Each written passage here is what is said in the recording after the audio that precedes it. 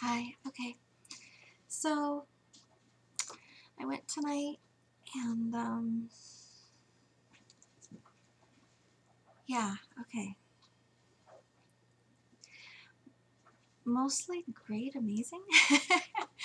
I mean, yeah, I should probably talk about all that first, but there was sort of like the first kind of uh-oh. So we'll see. Maybe because it was late at night, I guess, or whatever. I kind of found it really hard to not get into or whatever, but maybe just standing and stuff, I guess. And it felt different being in there at night because I really am calmed by like the natural light that comes in from the top, and that wasn't there. So, everything, I mean, it wasn't like it was all dark or something, but it didn't have the same brightness and, I don't know, clarity. So it felt, I guess, weird to be there then. Maybe, I don't know. So I was sitting up toward the front. Oh, wait. I gotta tell you my klutzy move. Okay. So the last time that I had gone in, or rather before I had gone in, Matushka had shown me, how to venerate the icon that's in front of the sanctuary before you go in. So I was trying to decide if I wanted to do it or not.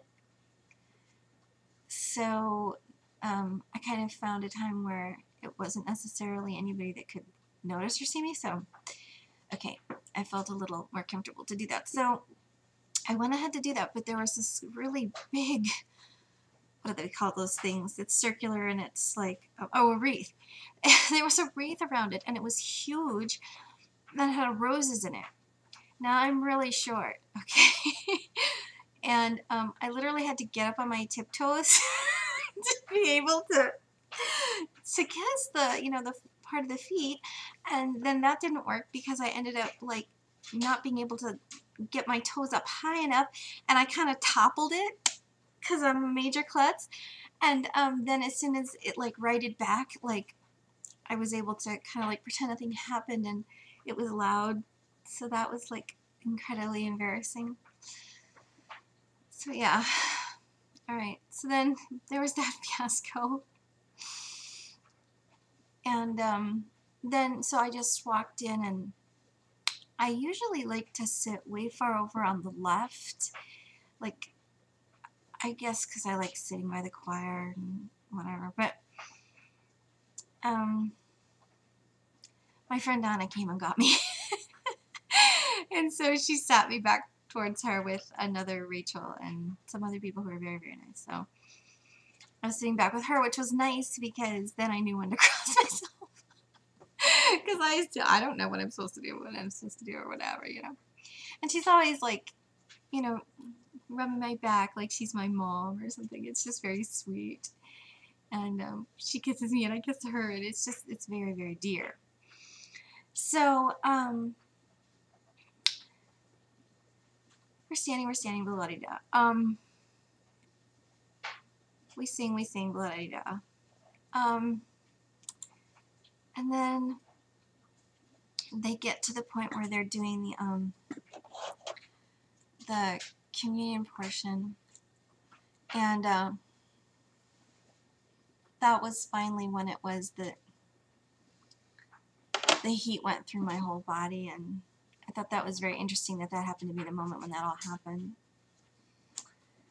So yeah, finally, that sensation that I'm always waiting for finally happens.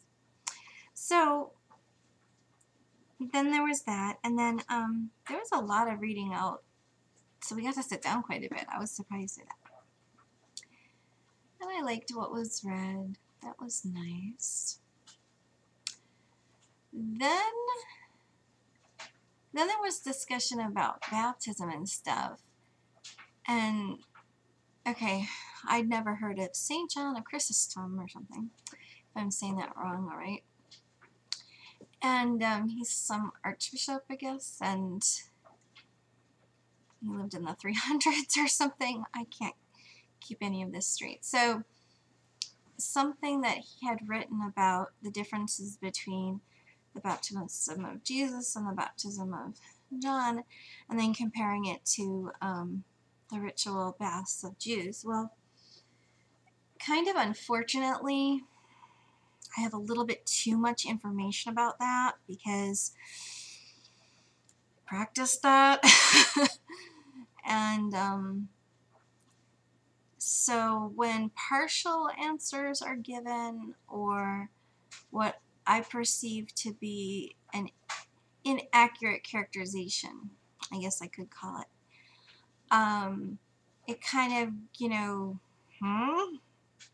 gets a little like, why would you say that? Or that's a half-truth. Or if you've kind of got a bit of that wrong, what else could possibly be? So that being there, I kind of wondered, okay, well, first of all, I don't know everything that he wrote about that.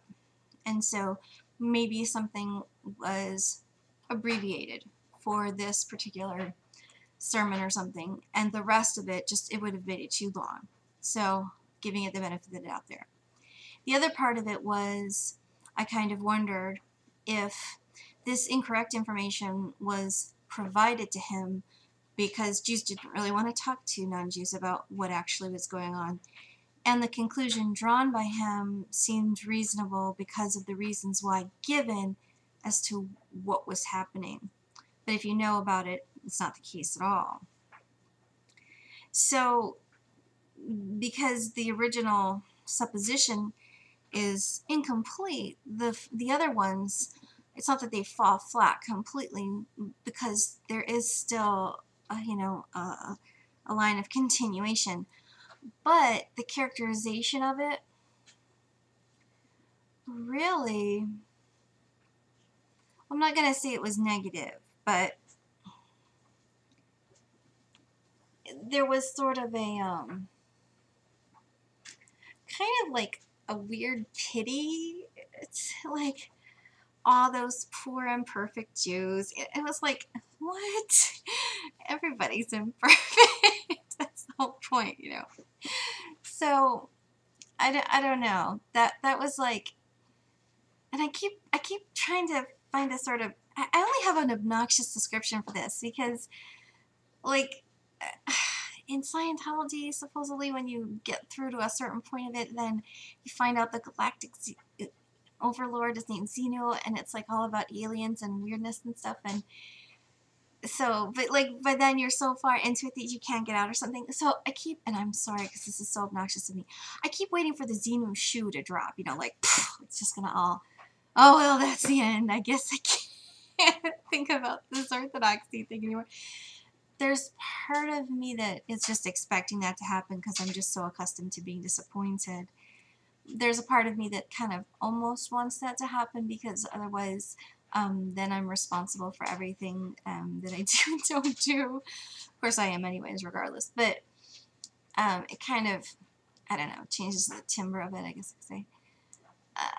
And the other part of it is kind of like, well, I would expect that because it was only my dream, and my dream just, I can't like fashion the dream from my dream to reality or something, I guess. I don't know what I'm trying to say. So then I was trying to like go online and read certain things of what he had written or something. And of course I didn't ask the priest, but I think I would like to at some point ask him if he knows about the other rest of it, or if that was just an abbreviated description. But even with that, which was just a mild question in my mind, it didn't detract from the amazing, beautiful, wonderful experience, which it really was like Rocky Horror. It really, really was. It really was like, but better than water guns. And definitely, getting blessed water is amazing, which I have 2 bottles of now, and it's incredibly sweet. which that surprised me because water around here is so full of minerals that it doesn't taste sweet. And this water was sweet. It was sweet water. Like what you, I mean, I don't even know how to describe it. I remember when I was in audience with Ole Nidal, because I had, been studying Tibetan Buddhism with him, and he did a meditation for us once where he described, you go to this certain place and you get sweet water. That's what it tasted like. So all in all, I'd have to say it was pretty amazing. But yeah, now I just want to find out more stuff about that and see what's the story. So that's my Theopahany, Epiphany night. Alright, so I guess Sunday I'll do another one, which Sunday might be kind of interesting because January 8th is the first year anniversary of Gabrielle Gifford's shooting, so I wonder if they'll do something special at church. Alright, wish you all bright blessings of peace, health, joy, and happiness. Take care.